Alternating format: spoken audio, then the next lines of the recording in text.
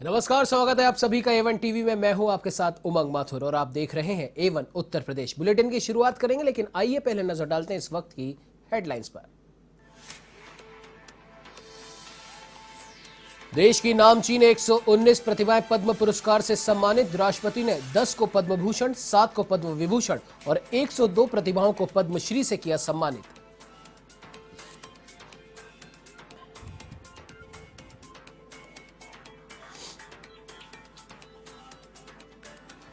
बदायूं और शाहजहांपुर दौरे पर रहे मुख्यमंत्री योगी आदित्यनाथ। बदायूं में 1328 करोड़ और शाहजहांपुर को दी 359 करोड़ के विकास योजनाओं की सौगात। योगी ने किया पश्चिमी उत्तर प्रदेश पर फोकस।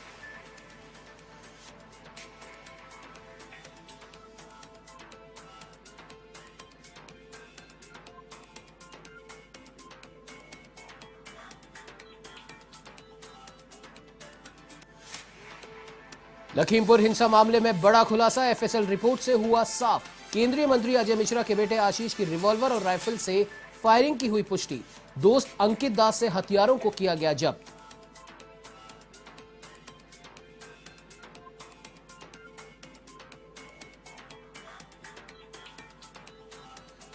विपक्षी दलों के कई नेता सपा में शामिल। अखिलेश ने पार्टी की दिलाई सदस्यता, तो वहीं केंद्र सरकार पर साधा निशाना। कहा, नोटबंदी के बाद भी ना काला धन आया और ना ही रुका भ्रष्टाचार।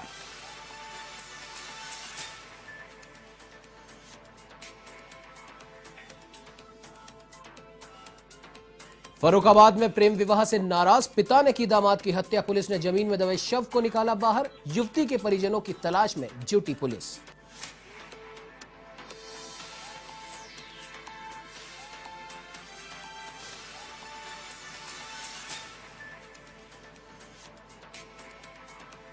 अब आइए खबरों पर नजर डालते हैं विस्तार से। आपको बता दें कि राष्ट्रपति रामनाथ कोविंद ने पद्म पुरस्कार प्रदान किए। कुल 119 लोगों को ये पुरस्कार दिए गए हैं। 10 लोगों को पद्म भूषण, 7 को पद्म विभूषण और 102 लोगों को पद्मश्री से सम्मानित किया गया।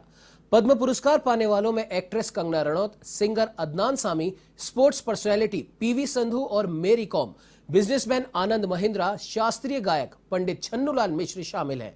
साथ ही साथ आपको बता दें कि साल 2021 के लिए पद्म विभूषण से सम्मानित किए जाने वालों में जापान के पूर्व प्रधानमंत्री शिंजो आबे, तमिल और हिंदी फिल्मों के गायक एसपी बालासुब्रमण्यम, मौलाना वहीदुद्दीन खान, बीबी लाल और अमेरिका के नरिंदर सिंह कपानी भी शामिल हैं।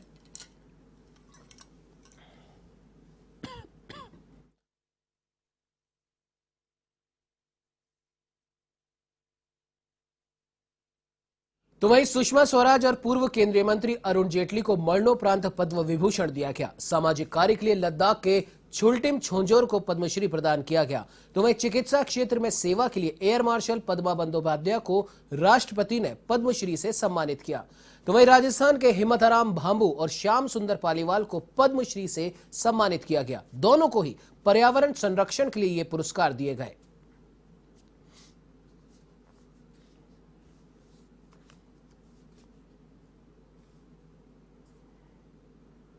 तो वहीं आपको बता दें कि उत्तर प्रदेश के मुख्यमंत्री योगी आदित्यनाथ बरेली मंडल के बदायूं और शाहजहांपुर दौरे पर रहे और इसी के तहत मुख्यमंत्री योगी ने बदायूं में 1328 करोड़ की 359 विकास परियोजनाओं का लोकार्पण और शिलान्यास किया। साथ ही साथ आयुष्मान कार्ड और प्रधानमंत्री आवास योजना के लाभार्थियों को चाबी सौंपी। तो वहीं चेक और स्वीकृति पत्र भी वितरित किए। इस मौके पर सीएम योगी ने कार्यक्रम को संबोधित किया। तो वहीं मुख्यमंत्री के दौरे के चलते सुरक्षा के भी व्यापक इंतजाम किए गए थे। आपको गोल्डन कार्ड आयुष्मान भारत योजना के तहत प्रदान किया जा रहा है। कार्य के मानक की गुणवत्ता को हर हाल में बनाए रखते हुए हो, यह प्रदेश सरकार की पहले दिन से मंशा रही है। प्रदेश के अंदर एक विकास का माहौल हो, क्योंकि ये भौतिक विकास के कार्य ही प्रदेश के आम जनमानस के जीवन में परिवर्तन का कारक बनेंगे। इस विश्वास के साथ जब मार्च 2017 में प्रदेश में हमारी सरकार बनी थी, तो प्रदेश के अंदर विकास की सोच को जो प्रत्येक नागरिक के जीवन में परिवर्तन ला सके, उस सोच को आगे बढ़ाने का जो कार्य आगे बढ़ाया गया, आज भाइयों बहनों, उसका परिणाम है कि 2017 के पहले जब केंद्र सरकार के द्वारा किसी भी सर्वे को विकास से जुड़े हुए, लोक कल्याण से जुड़े हुए किसी भी सर्वे को जब प्रसारित किया जाता था तो उत्तर प्रदेश सबसे पीछे होता था।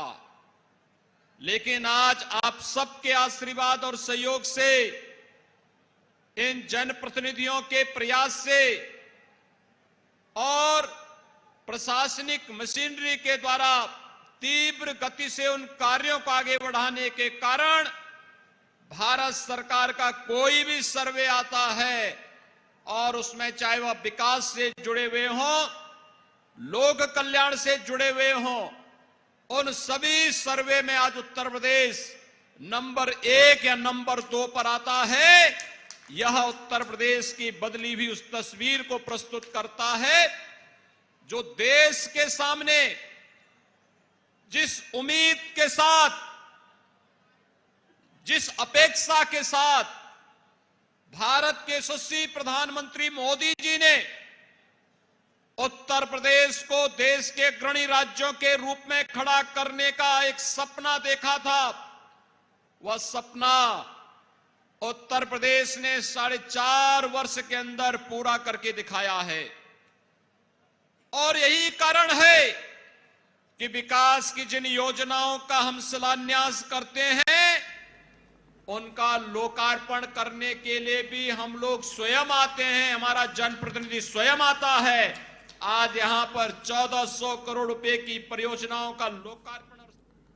तो वहीं मुख्यमंत्री योगी आदित्यनाथ शाहजहांपुर के दौरे पर रहे। यहां उनका कैबिनेट मंत्री जितिन प्रसाद और सांसद अरुण सागर ने जोरदार स्वागत किया। मुख्यमंत्री योगी आदित्यनाथ ने 359 करोड़ की 131 विकास परियोजनाओं का लोकार्पण और शिलान्यास किया।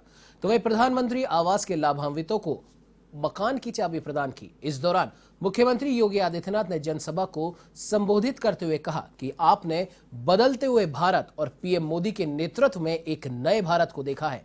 एक भारत वो था जब दुश्मन देश आंख दिखाता था, तब सरकारें कहती थीं कुछ मत बोलो, कहीं दुश्मन देश नाराज ना हो जाए। लेकिन नया भारत दुश्मन देश अगर आंख दिखाता है तो उसकी आंख को हथेली पर रखने का काम करता है।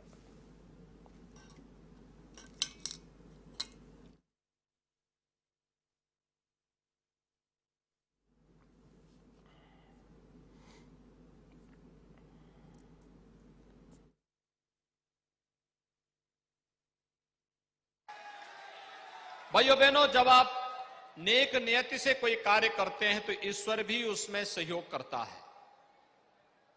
और आज वह परिणाम शाहजहांपुर में देखने को मिल रहा है। क्या 2017 के पहले बिजली मिलती थी? नहीं मिलती थी। 2017 के पहले बिजली नहीं मिलती थी, कानून व्यवस्था की स्थिति बदहाल थी, अराजकता थी, गुंडागिर्दी थी, अव्यवस्था थी। न गांव का, न गरीब का, न किसान का, न नौजवान का, न महिलाओं का, किसी के बारे में सरकार के पास कोई ठोस योजना नहीं थी। ट्रांसफर पोस्टिंग से लेकर के नियुक्ति तक पैसे के आधार पर तोल करके, योग्यता नहीं, पैसे के आधार पर सब बोली जाती थी। भाइयों बहनों, भारतीय जनता पार्टी की सरकार बना करके आपने प्रदेश के अंदर भारतीय जनता पार्टी के कार्यकर्ताओं के संबल को तो बढ़ाया ही, अपने वर्तमान और आने वाली पीढ़ी के भविष्य को भी उज्जवल बनाने का काम किया है। आज उसका परिणाम आपके सामने है। तो ये भाजपा के आला नेता लगातार उत्तर प्रदेश चुनाव के चलते दौरे कर रहे हैं। 12 नवंबर को केंद्रीय गृह मंत्री अमित शाह वाराणसी के दौरे पर रहेंगे। वे हस्तकला संकुल में भाजपा चुनाव प्रबंधन टीम की एक बैठक लेंगे और इस बैठक में चुनाव प्रभारी और केंद्रीय मंत्री धर्मेंद्र प्रधान, मुख्यमंत्री योगी आदित्यनाथ, भाजपा प्रदेश अध्यक्ष स्वतंत्र देव सिंह, महामंत्री संगठन सुनील बंसल सहित अन्य लोग मौजूद रहेंगे। बैठक में काशी क्षेत्र से प्रदेश सरकार के सभी मंत्रियों को बुलाया गया है। दूसरे सत्र में संगठन के लोग चुनावी रणनीति में अपनी राय रखेंगे। अमित शाह बैठक के बाद प्रबुद्ध लोगों से भी चर्चा करेंगे और संगठन के लोगों से फीडबैक लेंगे।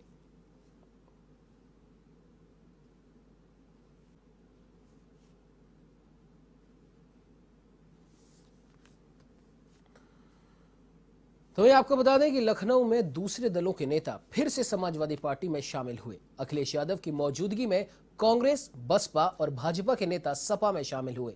इससे पहले सपा प्रमुख ने देश में नोटबंदी को लेकर केंद्र सरकार को घेरते हुए कहा कि देश में नोटबंदी के 5 साल पूरे होने से नोटबंदी से ना तो काला धन वापस आया, न भ्रष्टाचार और न ही आतंकवाद रुका। अखिलेश यादव ने कहा कि नोटबंदी की 5वीं बरसी पर भाजपा उनका खुलासा करे जो काला धन लेकर विदेश फरार हो गए या वहां जा बसे।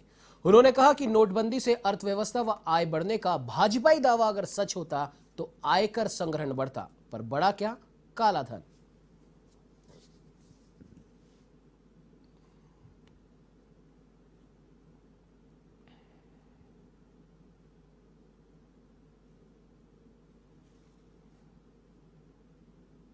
की वजह से नोटबंदी हुई। जिस पार्टी ने नोटबंदी की आज तक पीछे मुड़ करके नहीं देखा उन्होंने।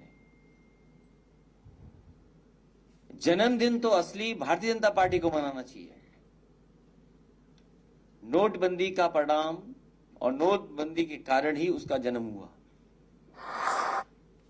सबसे ज्यादा हर्ष और उल्लास के साथ तो भारतीय जनता पार्टी को कार्यक्रम करना चाहिए, लेकिन आज इतने वर्ष गुजराने के बाद भी भारतीय जनता पार्टी न केवल खजांची का जन्मदिन भी नहीं मना रही है और ना ही आज भारतीय जनता पार्टी ये बता रही कि नोटबंदी के फायदे क्या हुए हैं।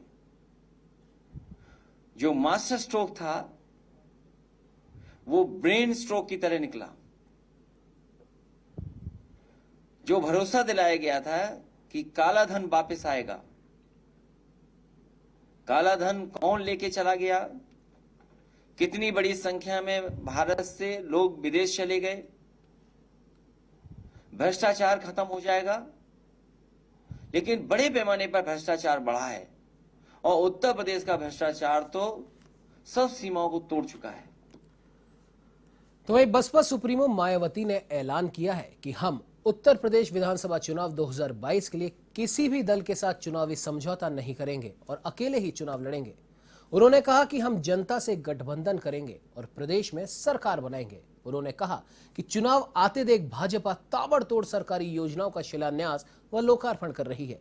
ये योजनाएं अभी आधी अधूरी हैं, जनता इनके झांसे में नहीं आएगी।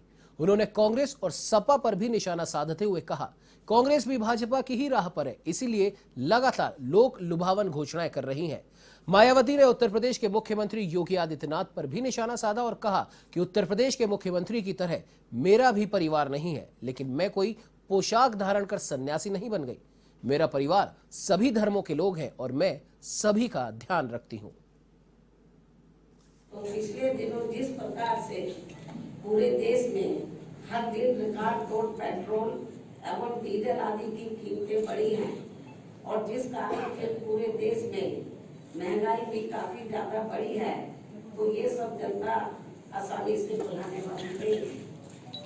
और अब कई राज्यों में जल्द ही होने वाले विधानसभा चुनाव में अपनी हार की डर से इनकी कीमतों में जो इन्होंने थोड़ी सी कमी की है, तो इसकी भी भरपाई ये पार्टी चुनाव के बाद ब्याज सहित जनता से जरूर वसूल कर लेगी। इसे भी जनता को जरूर ध्यान में रखकर चलना चाहिए। लखीमपुर हिंसा मामले में एक बड़ा खुलासा हुआ है।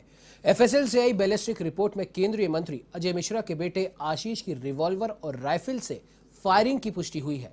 पुलिस ने गृह राज्य मंत्री अजय मिश्र टेनी के बेटे और मुख्य आरोपी आशीष मिश्र और उसके दोस्त अंकित दास के 4 असलहों को भी जब्त किया था। इसमें अंकित दास की पिस्टल, लतीफ की रिपीटर गन और आशीष मिश्रा की राइफल शामिल थी।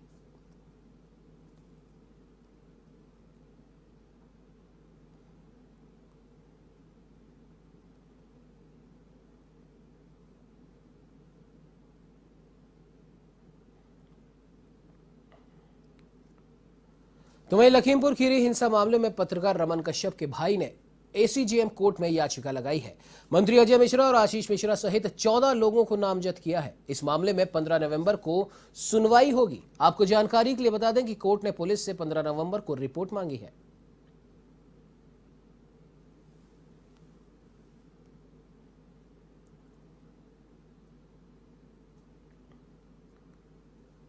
खबर उत्तर प्रदेश के फर्रुखाबाद से है, जहां प्रेम प्रसंग में विवाह करने के बाद भाई दूज पर घर आए युवक की प्रेमिका के घर वालों ने हत्या कर दी। इस बीच आरोपियों ने शव जमीन में दफन कर दिया। तो वहीं प्रेमिका को शक होने पर उसने पुलिस को सूचना दी, जिसके बाद पुलिस ने गड्ढे की खुदाई करवाकर शव बरामद किया। फिलहाल पुलिस इस पूरी कार्रवाई में जुटी हुई है।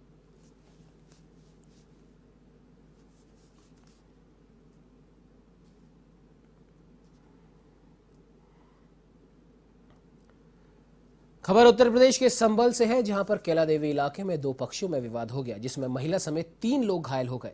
सूचना पर मौके पर पहुंची पुलिस ने जांच पड़ताल शुरू की, तो वहीं घायलों को भी हॉस्पिटल में भर्ती कराया गया।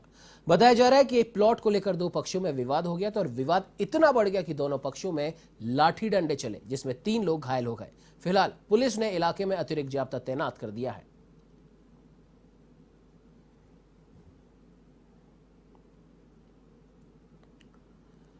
दीपावली के बाद अब छठ को लेकर राजधानी लखनऊ समेत प्रदेशवासियों में खुशी और उल्लास है और इसी पर्व का लोगों को भी बेसब्री से इंतजार रहता है।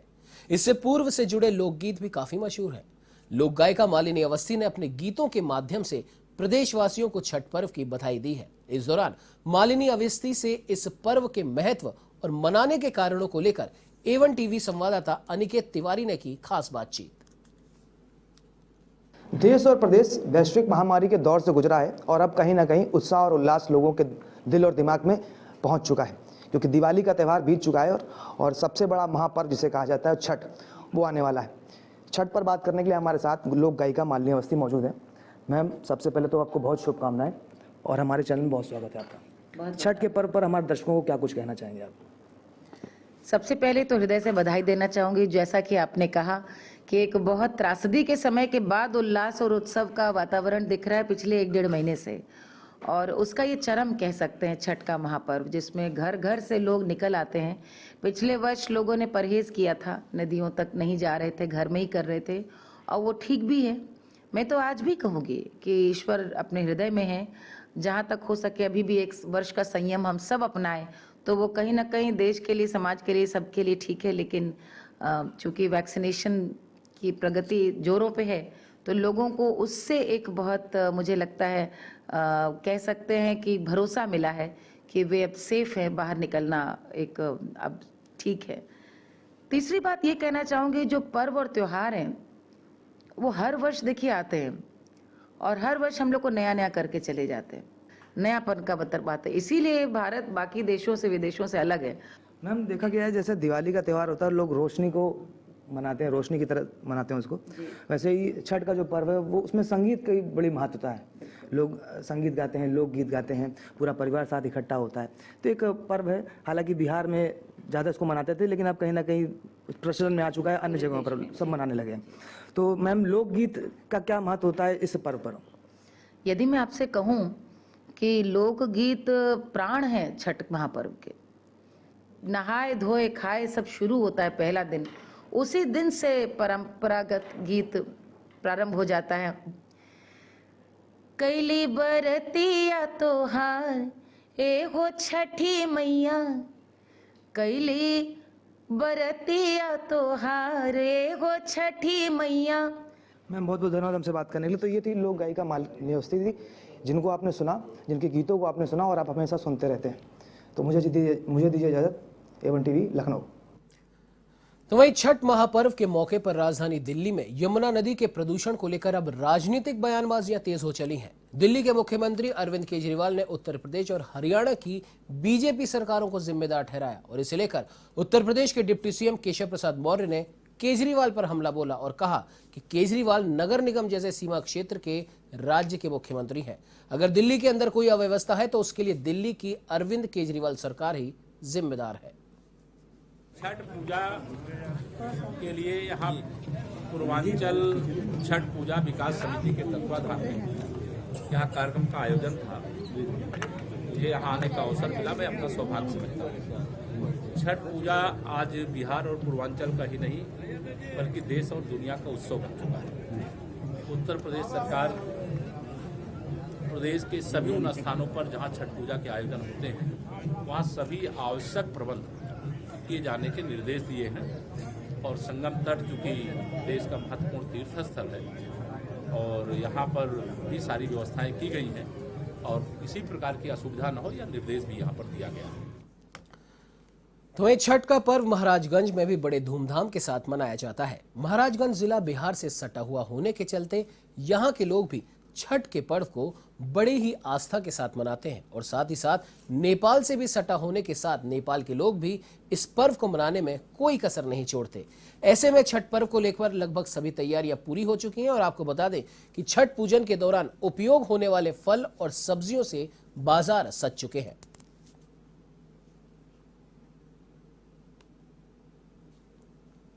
पूर्वी उत्तर प्रदेश, झारखंड और बिहार में मनाया जाने वाला आस्था का प्रतीक हिंदू धर्म में छठ का त्यौहार महाराजगंज में भी बड़े धूमधाम के साथ मनाया जाता है। चूँकि महाराजगंज जनपद बिहार राज्य से सटा होने की वजह से यहाँ के लोग भी छठ पर्व को बड़े धूमधाम के साथ मनाते हैं। साथ ही साथ नेपाल भी महाराजगंज से सटा होने की वजह से नेपाल के लोग भी महाराजगंज में आके छठ पर्व को मनाते हैं। ऐसे में छठ पर्व के दौरान जो पूजन सामान के लिए सामग्री होते हैं उससे बाजार भरे पड़े हैं। बाजारों की रौनक बढ़ गई। आप पीछे कैमरे में देख सकते होंगे किस तरह से जो छठ के पर्व को रखते हैं वो लगातार बाजारों में आके खरीदारी कर रहे हैं।